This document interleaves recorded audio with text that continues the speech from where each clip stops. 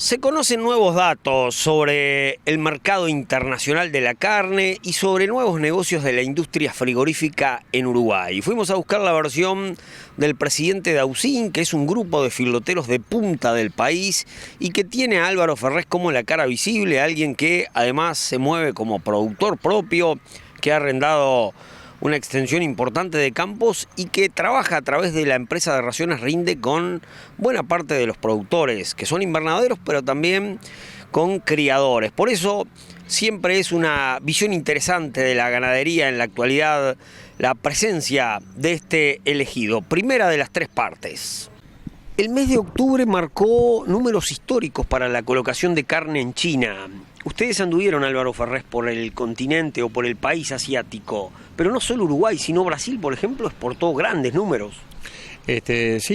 Nosotros hace casi 2 meses estuvimos en una gira técnica, como le llamamos nosotros, por China, donde el objetivo de estas giras es aprender de diferentes lugares donde se produce carne y particularmente en China.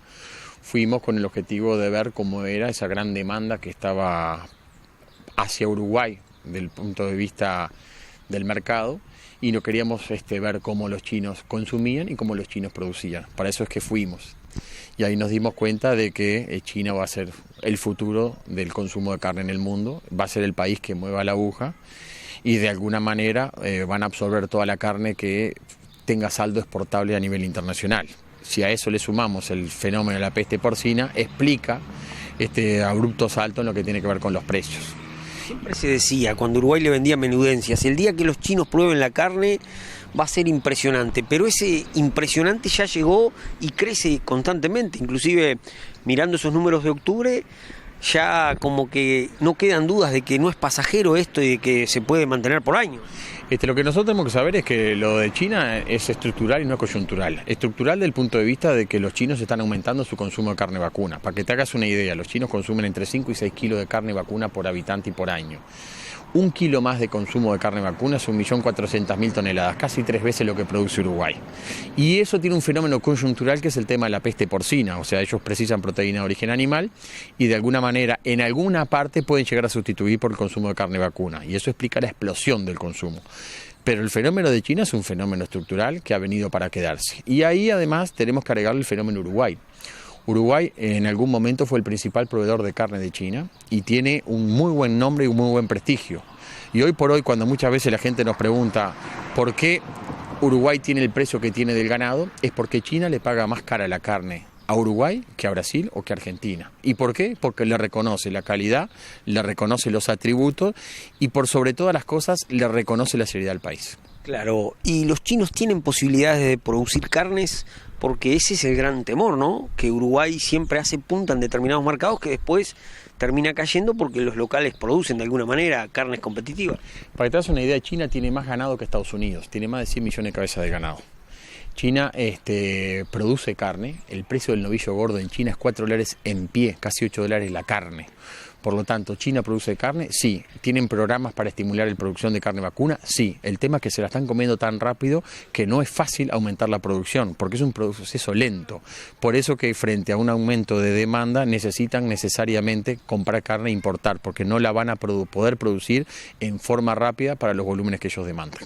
Claro, ¿y qué crees que va a pasar después de esta visita? ¿Va a durar años este mercado o tenemos que imaginarnos 2, 3 años? Yo creo que el tema China durará años, por supuesto que va a depender de cosas que pasen en el mundo, a veces los conflictos comerciales pueden afectar, pero nosotros como productores de carne tenemos que ver en China y en los países asiáticos una oportunidad de desarrollo, crecimiento y valorización de productos. O sea que más allá del valor, si cae o no cae, la demanda va a ser sostenida. Sí, yo no tengo ninguna duda porque por más que ellos estimulen la producción, no van a ser capaces de producir en tan corto tiempo como van a demandar. Porque uno se podía imaginar que criar cerdos, de repente salen a criar millones de cerdos en otros continentes o en otros países. Es así, de hecho en China hay 40 millones de madres y se faenan unos 700 millones de cerdos por año. Uno decía, el ciclo productivo del cerdo es mucho más corto, el tema es que hay una enfermedad que los mata, entonces eso es lo que ellos no saben cómo van a poder dominar. Claro, pero sí se puede criar cerdo acá con capitales chinos de repente que de alguna manera compiten con las carnes vacunas. Sí, así es, pero en Uruguay criar cerdo es muy caro, por lo tanto eso no no sería algo competitivo. Podríamos pensarlo en países como Brasil o producir como Argentina. El tema es que China demanda mucho cerdo, es el principal consumidor de cerdo del mundo. Entonces abastecer a China en cerdo tampoco es fácil.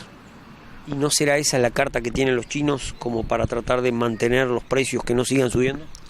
Lo que pasa es que el consumo de carne de cerdo en China va a seguir y de alguna manera tienen que ver cómo hacen para sustituir el faltante de cerdos que tienen ellos.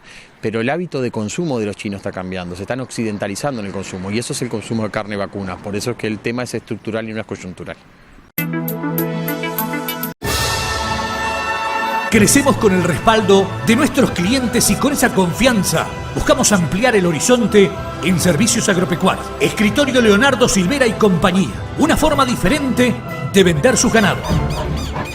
Remates de ferias ganaderas, ventas en Plaza Rural con Zambrano y compañía, consignaciones a frigorífico, compras de ganado para exportación, remate de caballos deportivos, liquidación de estancias, negocios en el campo de ganados de reposición, administración de establecimientos, venta y arrendamiento de campos, servicios veterinarios y de trazabilidad. Y ahora también Leonardo Silvera Agroinsumos. Contactos 099-121-706 y sus agentes regionales. Escritorio Leonardo Silvera y compañía, palabra con valor de documento.